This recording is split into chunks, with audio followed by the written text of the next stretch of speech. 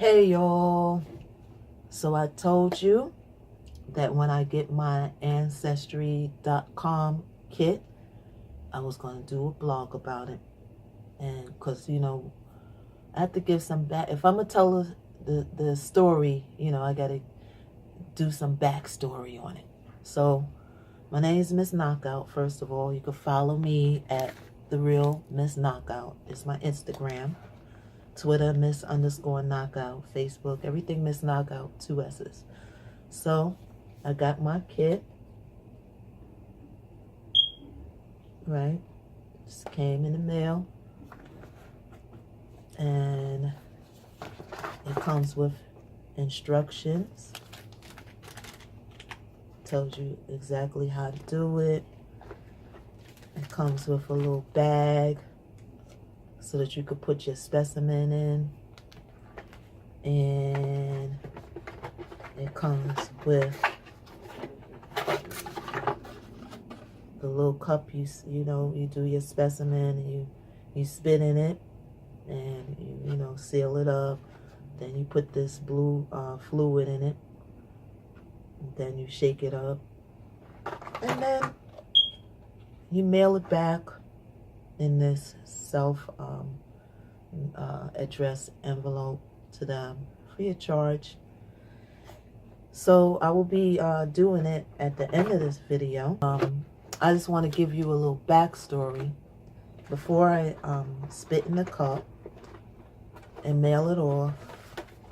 I want to give you a little backstory about my life and why I'm doing this and why I waited. And this is going to be the most hardest story I ever told. It's going to be the hardest. But sometimes you got to get things out so you can move on. Okay? So I wore very little makeup. So I don't cry too many times in my life. I'm a very strong person, which you will see from the story I'm about to tell you. So here we go. Let's start from the beginning. So, I waited a long time to do this. Before I had really no interest to really find out who my parents were and where I came from. I don't know why I didn't have interest before. But now it's like it just kept on popping in my mind and popping in my mind. And then I'm like, I just got the curious bug. And, and also, when you get older, you have health things that come up. I'm a breast cancer survivor. And, when they asked me about my family, I was like, I don't know. I don't know one person that's blood related, that I know of. I might know them now and just don't know that they're blood related. But as of now, I don't know one blood relative of mine. And I'm going to tell you the backstory on how this came to be, So, 3 years old, I was in foster care, and with my mother and my father. They took me in at 3 years old, and we lived, ironically, in Lower Manhattan, down the block from where I live now. Talk about full circle. Okay, follow me now. So I started out in Lower Manhattan.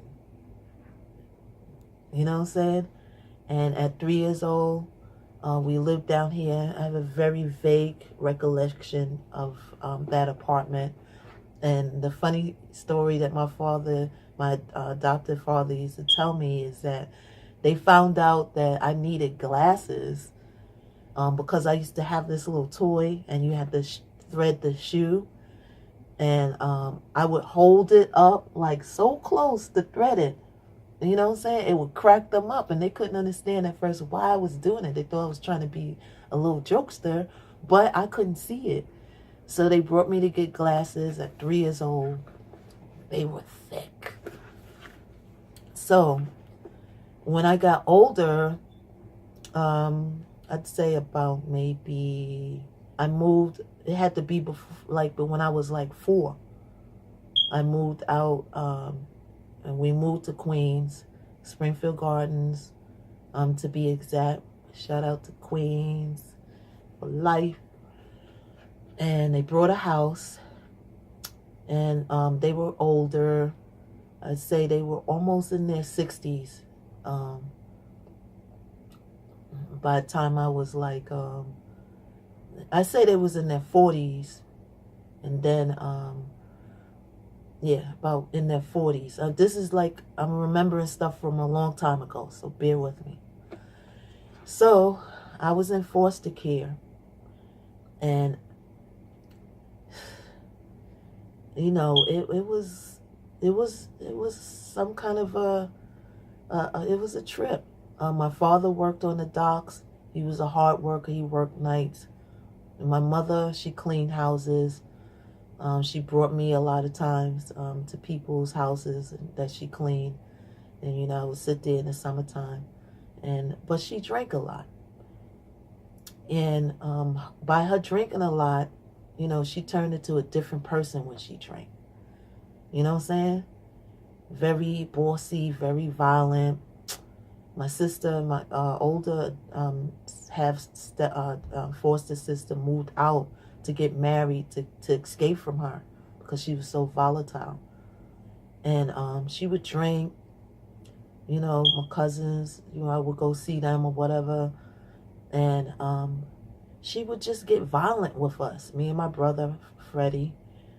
I remember one time he ran out on the roof from her. He was getting a behind whipping, and he ran out on the roof to get away from her. And I remember going up to his room and him sitting on the roof until my pops got home. He worked nights. She was so volatile. She would like just beat us for little to nothing. We would get whippings. And I'm talking about wire hangers, naked. She would wait till I get in the bathtub, naked, and come with one of those wire hangers and just whip us. And I remember telling myself, don't cry, don't cry, don't cry. Because I thought that I had something over her if I didn't cry. It's hard.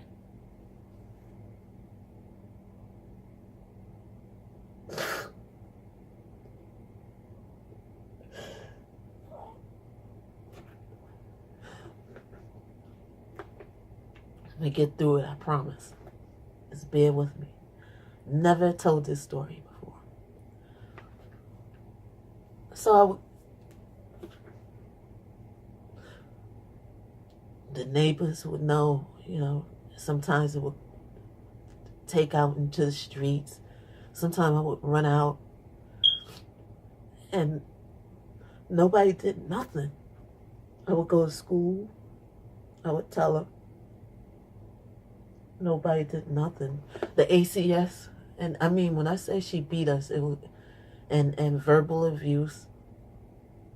And, you know, she would just sit there and get drunk. And I remember one time we were coming from church, and she was so drunk. My cousins, we to this day, they tell this story. She was so drunk that I had to jump in the passenger seat or the driver's seat. And I was about maybe no more than 12, 13 years old. And one time she drove the car down the wrong side of Atlantic Avenue, and the cars was coming to us. And I had to take the wheel and steer the car at 13 years old home because she was so twisted. So ACS would come for their visits. ACS don't give a damn about kids. They don't care. That's why ACS, I'm not saying that all the workers don't care, but I could doggone speak for the one that I have. Because a lot of times when you watch the news and you see all these kids in homes dying in the hands of people who was supposed to look out and protect and give them a better life, you know what I'm saying? You know, they're helpless. You're a little kid growing up with an adult. You know what I'm saying? A 5, 6, 8-year-old kid can't beat up and defend themselves from a 30, 40, 50-year-old adult. So the ACS worker used to come, and I never forget her name. Her name is Miss Tucker. Miss Tucker. She came. She would do the whole rundown, look at the house, talk to my foster mother. She would act like she's the belle of the ball. You know what I'm saying? And meanwhile, you know, her and my father was going through a divorce. And he moved upstairs in the house and she moved downstairs. And he was a good guy. He was total opposite of her, very loving. And because they were going through this battle and I was under her primary care, I used to have to sneak to see my own father. I used to go see him and eat with him. He used to fry chicken and make his favorite mashed potatoes. You know what I'm saying? He treated me so good. But he could only do so much with me because it would always lead into a fight.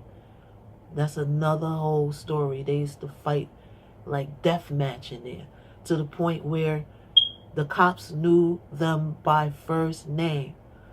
The cops would come in and say, "How you doing there, Mr. and Mrs. So-and-so?" And then call them by first name because they were there so much.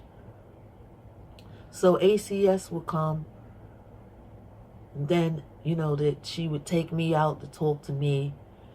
And she used to be like, "So how's everything going?" And I would be so like, "I don't like it. It's horrible. My father's good." I used to always big him up because he was a good guy.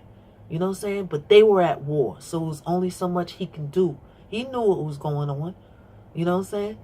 So I used to be like, "This happened, that happened, take me with me." And I don't know if she thought I was exaggerating, or she thought I was playing, or she just wanted to get to the next case because she didn't give a flip. I don't know. You know what I'm saying? But she was like, "Oh, yeah, it's okay." She was just very nonchalant. You know what I'm saying? She act like I was bothering her. Like, I got to do more work now? No. You know what I'm saying? So the system, it fails our kids. And it's sad. You know what I'm saying?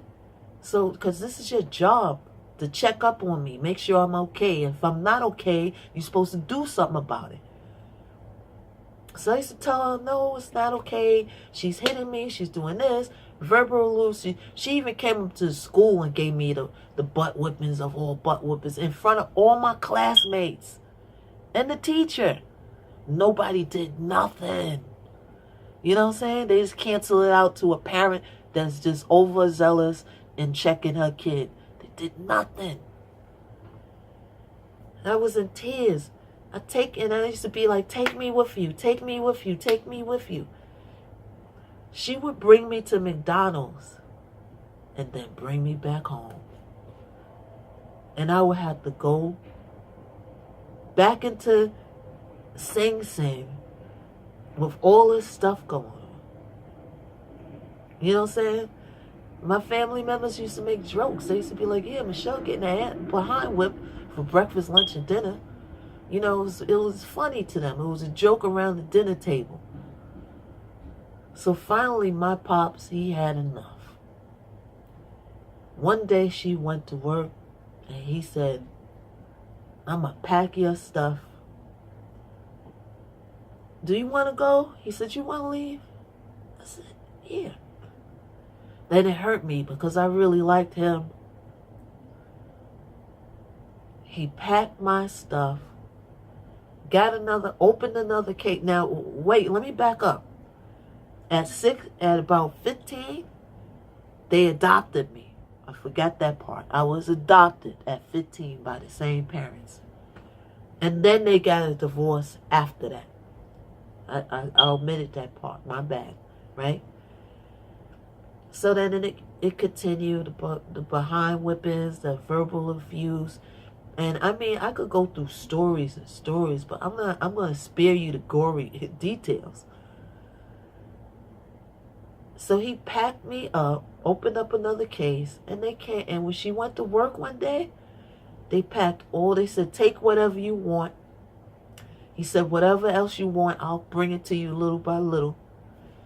They packed my stuff up, and I remember the only thing I said was, or my only request was, I want to keep my same friends. I want to be in the same area. So they put me in a home like right across Springfield Boulevard. I was on one side of Springfield. They brought me on the other side of Springfield near Farmers Boulevard.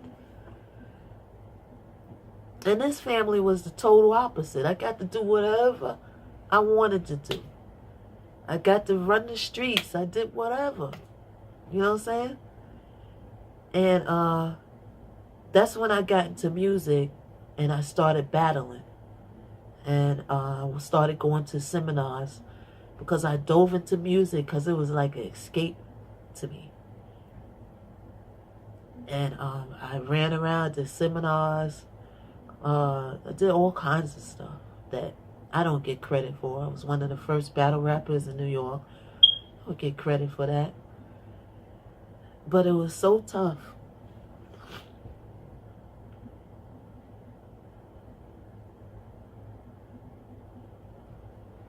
I'm not even going to edit this because I got to get it out. You know what I'm saying? I could do this and then I could go back to being gangster. Because one thing about when you go through all of this stuff and you go through all this pain and you endure, you know, they used to make a joke about me. They used to say, boy, we don't want to mess with Michelle because she could take a behind whipping. And when you could take a behind whipping like she could take, you could doggone surely give one. And that's true. You know, when you endure, a person endures all the stuff that I endured, it made it easy for me to come into a business that you come across so many horrible people, so many jealous people. People that want to bully you just because you're moving ahead. So it made it easy for me to deal with an industry. It made me tough as nails. Like to this day, when I go on auditions, to this day, I'm looking for my tissue, y'all. To this day, I welcome rejection because it's so easy for me. I've been through so much, it don't even matter if you say no. Because I'm going to keep doing what I'm doing because I'm so tough, so strong. It made me so strong that I wouldn't trade my life for the world.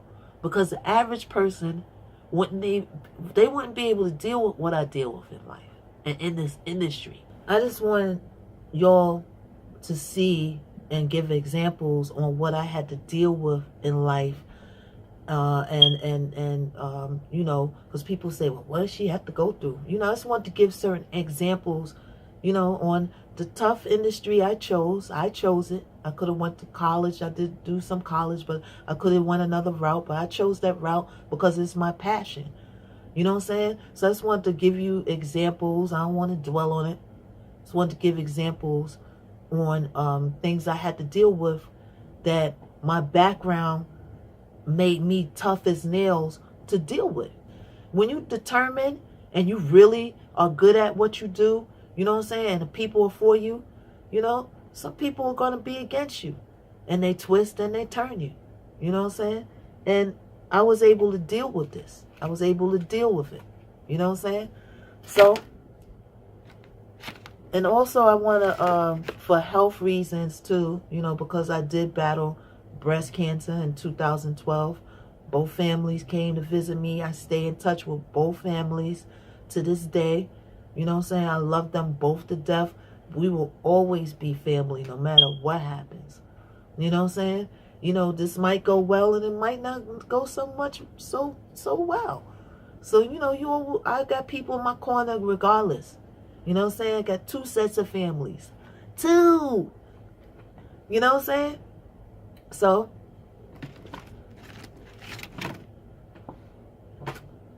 let's get to this. So, these are the instructions.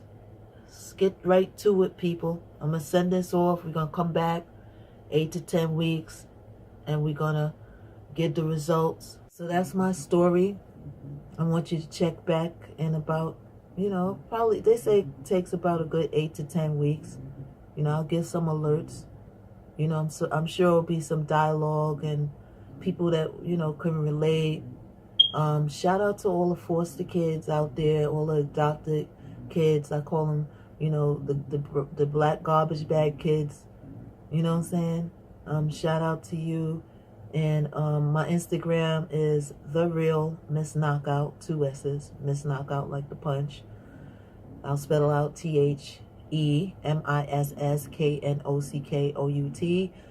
My Twitter is Miss_Knockout. Miss_Knockout. You can hear a lot of my music. My SoundCloud is The Real Miss Knockout, and ReverbNation.com/Miss Knockout. My new song, Drop the Bottom Out, is up on YouTube now. Go check that out. And I'm never gonna stop doing music. I'm never gonna, stop doing my passion. I got an actual passion for the arts. I'm one of the few people that aren't doing this to be famous. I'm doing this because it was a passion. You know what I'm saying? So, go check my stuff out. And thank you for listening to my story. And I'm gonna go send this off. All right? Thank you again for listening. I love you guys. I'll keep the blog going. If you have any questions or comments, hit me below. If you're a foster kid and you need somebody to talk to, hit me up. You know what I'm saying? I'm here. I can relate, and I could talk to anybody. I got a lot of wisdom, a lot of knowledge. You know what I'm saying? I love you all. Shout out to Tiffany Haddish, man. She's my favorite. I relate to her so much. Shout out to Charlemagne the God. You know what I'm saying? He's just all good peoples. You know what I'm saying? Every time I met him, and shout out to all my fams that mess with me. If you mess with me, I got mad love for you. You know what I'm saying? And we don't worry about the people who don't in life. I've learned, and it took me a long time to learn, it's better to ignore people and stay away from them than to fight everybody. It makes it easier life. You can't fight everybody. You know what I'm saying? Ain't that much gangster in the world. It's not about being gangster. It's about living your life. So everyone out there, I'll see you in 8 to 10 weeks.